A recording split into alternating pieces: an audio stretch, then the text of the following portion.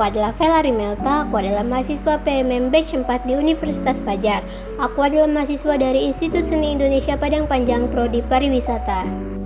Pada tanggal 4 April 2024, kita telah melakukan kebinekaan 4, yaitu menelusuri naskah Laga Ligo yang dilakukan di Gedung Diklat Pendidikan dan Pelatihan Kota Makassar dengan narasumber Bapak Yudhistira Sukatanya sebagai penggiat budaya dan seni Makassar. Laga Ligo atau sering dikenal dengan nama lain Surek Galigo atau hanya disebut Galigo merupakan kitab kuno berbentuk puisi berisi mitos penciptaan dari peradaban Bugis. Bahkan bagi sebagian masyarakat Bugis yang masih menganut agama lokal, yakni kepercayaan Tolotang, posisi Laga Galigo ialah sebagai kitab suci. Melihat dari deskripsi UNESCO, Laga Ligo disepakati berasal dari abad ke-14, meskipun sebenarnya bisa jadi usianya jauh lebih tua. Menariknya, sekalipun Laga Ligo bukanlah teks sejarah karena aspek mitologis, narasi itu sangat kuat, tetapi teks ini diakui oleh banyak ilmuwan memiliki pengaruh besar pada bagaimana sejarawan melihat masa lalu peradaban Bugis, khususnya masyarakat Bugis di periode sebelum era masuknya Islam. Ditulis dalam format puisi bahasa Bugis kuno berupa sajak bersuku 5, naskah Laga Ligo menceritakan kisah asal-usul manusia, bercocok pra-Islam dan bersifat epik mitologis. Mengutip dari Akhmar, disebut Laga Ligo menjadi teks susastra yang populer karena beberapa kekuatan atau kelebihan. Pertama, isi ceritanya terdiri dari puluhan episode dengan cara penulisan yang memiliki aturan sastra yang ketat. Isinya antara lain memuat norma, konsep kehidupan, budaya, silsilah dewa-dewa, dan asal-usul orang Bugis. Kedua, epos Laga Ligo juga ditemukan dalam berbagai versi serta serpihan-serpihannya ditemukan di luar Sulawesi Selatan seperti di Sulawesi Tengah, Sulawesi Tenggara, Gorontalo, Kelantan, dan bahkan Trengganu, Semenanjung Melayu, dan lain-lain. Selain itu, teks Laga Ligo cukup banyak tersebar di berbagai perpustakaan di negara-negara Eropa maupun Amerika. Ketiga, warisan budaya Bugis kuno yang tertera di Laga Ligo hingga kini masih dilakukan dalam kehidupan masyarakat Bugis sehari-hari, setidaknya dalam upacara adat mereka, misalnya rituan Mapalilik, yaitu upacara turun ke sawah. Juga masih terlihat tradisi Masurek atau Magaligo, yaitu melakukan syair Laga Ligo, misalnya ada di Kabupaten Pangkajane, Sidenreng Rapang, Wojo, Sopeng, Baru, dan Luwu. Bahkan sekelompok masyarakat di Kabupaten Sidenreng Rapang juga dikenal sebagai penganut kepercayaan Tolontang, menganggap dirinya sebagai pewaris spiritual Bugis dan pengikut Swari Gading. Keempat, sejalan masuknya agama Islam, maka secara sastra muncul fenomena intelektual. Ini terlihat pada Laga Ligo versi Botina Ilawa Dewata Sibawa wa Etawak. Unsur Islam ini mewujudkan sebagai bentuk formula doa berbahasa Arab, menuklik ayat Al-Quran dan nama-nama Asma'ul Husna. Menariknya, masuknya unsur Islam tidak serta-merta menggeser kepercayaan lama, melainkan cenderung disajikan berdampingan. Dengan begitu, pada cerita-cerita baru atau yang telah mendapatkan unsur-unsur baru, yaitu Islam, tetap saja bisa dikatakan bahwa naskah-naskah ini menjadi bagian dari warisan sastra Laga Ligo. Kelima, Laga Ligo menjadi perhatian masyarakat dunia setelah Robert Wilson, seorang sutradara avant-garde terkenal dari Amerika Serikat, membawa teks ini ke panggung teater internasional.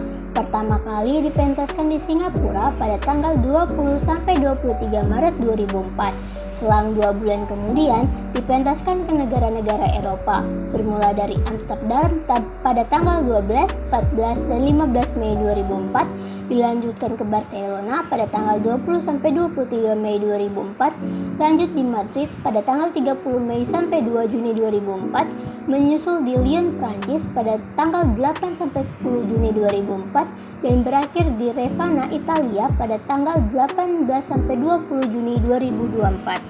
Pementasan teater Laga Ligo berlanjut ke negeri Paman Sam, berlangsung di kota New York pada tanggal 13-16 Juli 2004. 2 tahun lebih berselang, Laga Ligo dipentaskan di Indonesia, yakni di Jakarta pada tanggal 10-12 Desember 2006.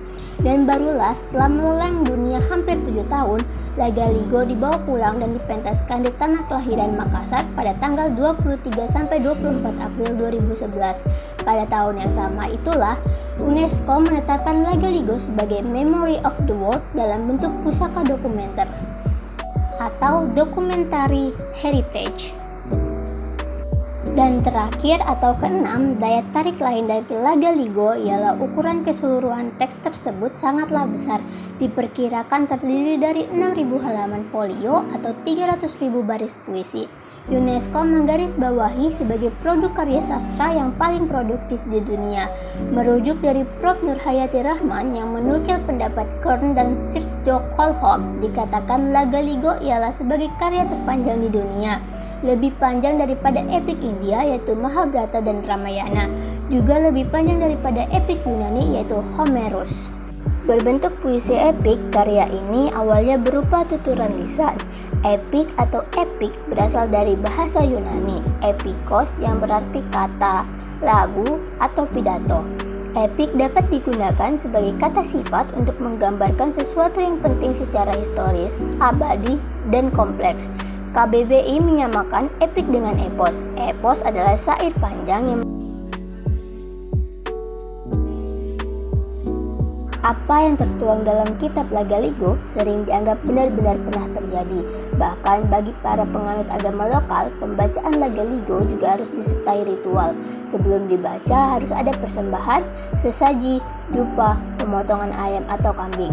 Layaknya kitab suci bagi para pemeluk agama secara tradisional, mereka pun yakin membaca fragmen kisah-kisah Laga Ligo merupakan sinonim berdoa.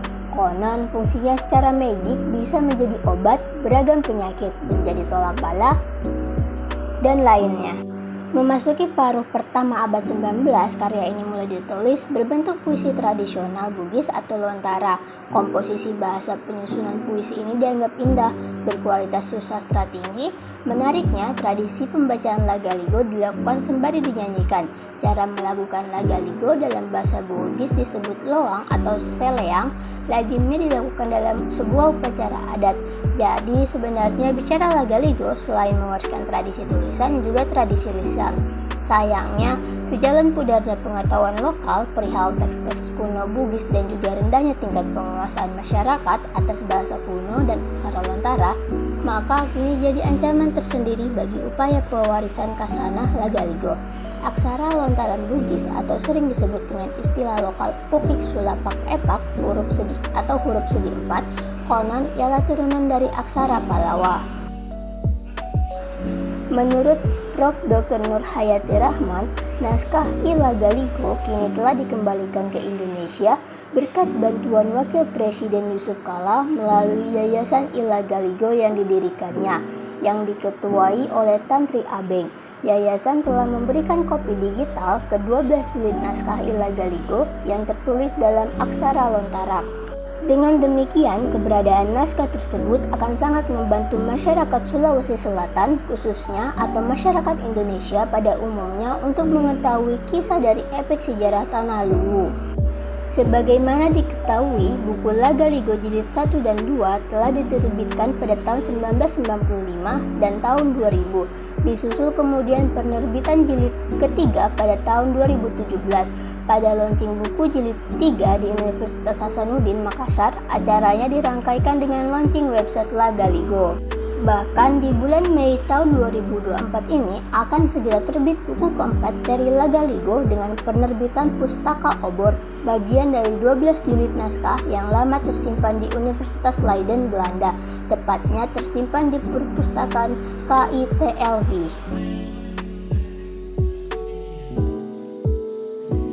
Sekian dari kegiatan Modul Nusantara Kebinekaan 4, sampai jumpa di kegiatan Modul Nusantara lainnya.